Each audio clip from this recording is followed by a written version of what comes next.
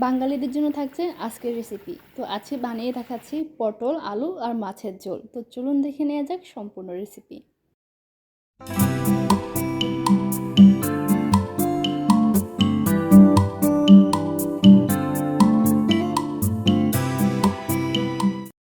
তো এই রান্নার জন্য প্রথমে লাগবে পটল, আর এখানে আমি পটল নিয়েছি 250 গ্রাম। আর এখন পটলগুলোকে হলুদ, মরিচ আর লবণ দিয়ে মাখিয়ে নিয়েছি। এখানে আমি হলুদ গুঁড়ো, মরিচের গুঁড়ো আর লবণ দিয়েছি 1/4 টিস্পুন করে। এখন পটলগুলোকে মাখিয়ে নিয়ে একটা সাইডে রেখে দিচ্ছি। যেহেতু পটল, আলু আর মাছের কম্বিনেশনে একটা ঝোল রান্না করব, তাই লাগবে মাছ। এখানে আমি বড় মাছ ব্যবহার করছি, আর এটা হচ্ছে রুই মাছ। আপনারা যে কোনো বড় মাছ দিয়ে এই রান্না করতে পারবেন।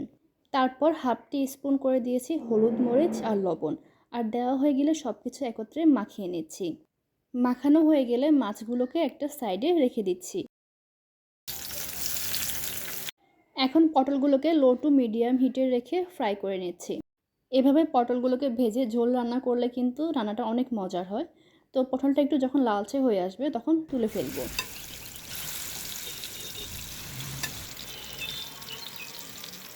সেম প্রসেসে আমি মাছটাকেও লালচে করে ফ্রাই করে নিয়েছি। পুরোটা দেখালাম না, কারণ সবাই জানে মাছ কীভাবে ফ্রাই করতে হয়।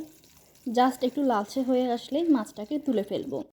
এখন যেই তেলে আমি পটল আর মাছ ফ্রাই করেছিলাম, ঠিক সেই তেলে পেঁয়াজ কুচি দিচ্ছি 4 থেকে 5টা ফালি করা কাঁচামরিচ। এখন এই পেঁয়াজ কুচিটাকে একটু লালচে করে ভেজে নিচ্ছি। ভাজা হয়ে আসলে দিচ্ছি রসুন বাটা 1 টিস্পুন। মশলাটা যেন না পুড়ে যায় তাই দিচ্ছি সামান্য পরিমাণ পানি। এখন দিচ্ছি স্বাদ অনুযায়ী লবণ, 1/2 টিস্পুন হলুদের গুঁড়ো, 1/2 টিস্পুন মরিচের গুঁড়ো। মরিচের গুঁড়োটা ঝাল অনুযায়ী বাড়িয়ে কমিয়ে দিতে পারবেন। এখন এই মশলাগুলোকে খুব ভালো করে কষিয়ে নিচ্ছি। খুব ভালো করে মশলা কষানো হয়ে গেলে দিচ্ছি 2 কাপ পরিমাণ নর্মাল পানি। আর এখন দিচ্ছি আলু, আর সাথে ফ্রাই করে রাখা মাছগুলোও দিয়ে দিচ্ছি। আর এখন এই আলু আর মাছগুলোকে রান্না করব যতক্ষণ না আলুগুলো 50%-এর মতো সেদ্ধ হয়ে আসে।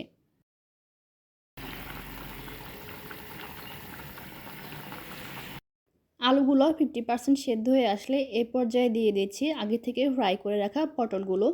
এই পানিতেই টোটাল রান্না হয়ে যাবে, যেহেতু আগে আমি পটল আর মাছটাকে ফ্রাই করে নিয়েছিলাম। আর এখন সব কিছু সেদ্ধ হয়ে আসা পর্যন্ত অপেক্ষা করব।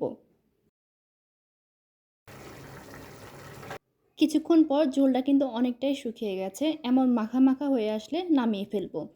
তো আজকের এই বাঙালি রান্না কেমন হলো কমেন্টে জানাবেন। আর ভালো লাগলে অবশ্যই লাইক করবেন, আর নতুন নতুন ভিডিও পেতে চ্যানেলটিকে সাবস্ক্রাইব করে পাশে থাকবেন।